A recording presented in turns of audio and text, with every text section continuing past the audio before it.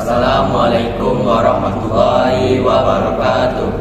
Jadi kami akan mempresentasikan hasil kerja kelompok kami mengenai kekoperasian, yaitu satu, pengertian koperasi dan ekonomi koperasi, dua, identitas koperasi, dan yang terakhir, pembentukan koperasi.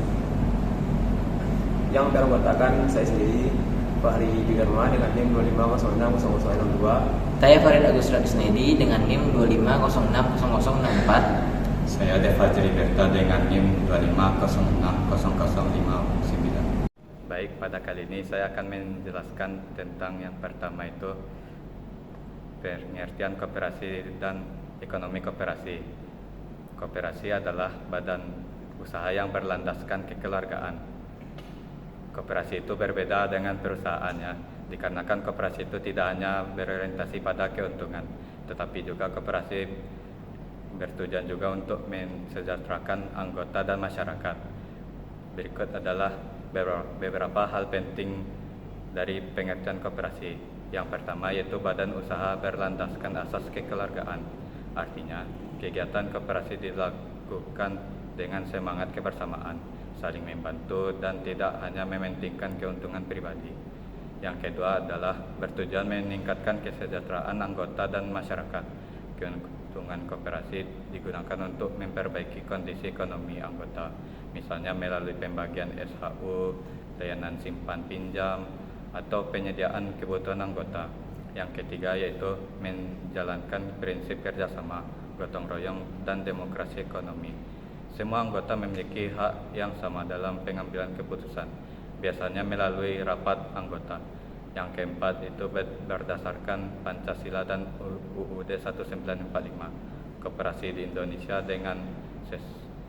dibangun sesuai dengan nilai kebersamaan, keadilan sosial, dan kesejahteraan rakyat yang terkandung dalam dasar negara.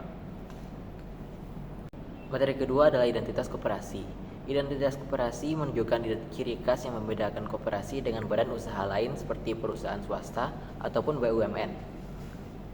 Terdapat beberapa identitas koperasi. Yang pertama adalah anggota sebagai pemilik sekaligus pengguna jasa.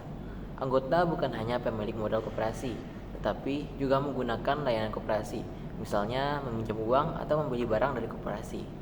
Yang kedua adalah keanggotaan bersifat sukarela dan terbuka. Semua orang bisa saja menjadi anggota koperasi, selama orang tersebut memenuhi syarat dan tidak ada paksaan dari luar maupun dalam.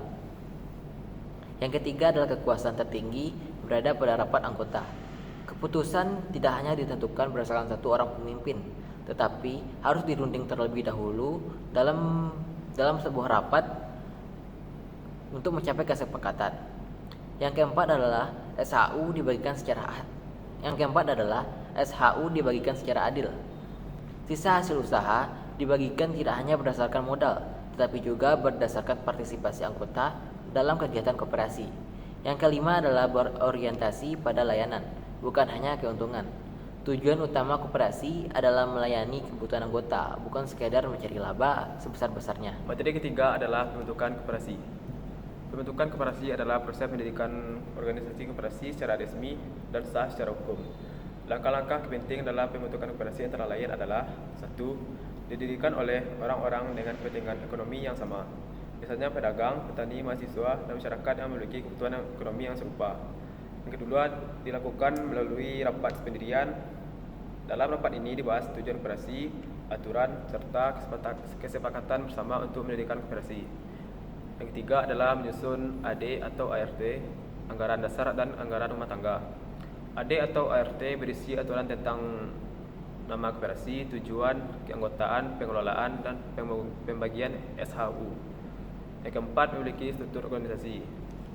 Struktur koperasi biasanya terdiri dari 1. Pengurus, yang biasanya mengelola koperasi. Yang kedua adalah pengawas, yang biasanya mengawasi jalannya koperasi. Dapatkan pengesahan badan hukum agar koperasi diakui secara resmi oleh negara, dan pendiriannya harus disahkan oleh pemerintah. Baik, jadi kesimpulan dari materi presentasi kami hari ini adalah koperasi merupakan badan usaha yang berlandaskan kebersamaan dan bertujuan meningkatkan kesejahteraan anggota. Koperasi memiliki identitas khas seperti keanggotaan sukarela, keputusan melalui rapat anggota, serta pembagian SHU yang adil. Untuk mendirikannya diperlukan kesepakatan bersama, aturan organisasi, struktur pengelolaan, dan pengesahan hukum.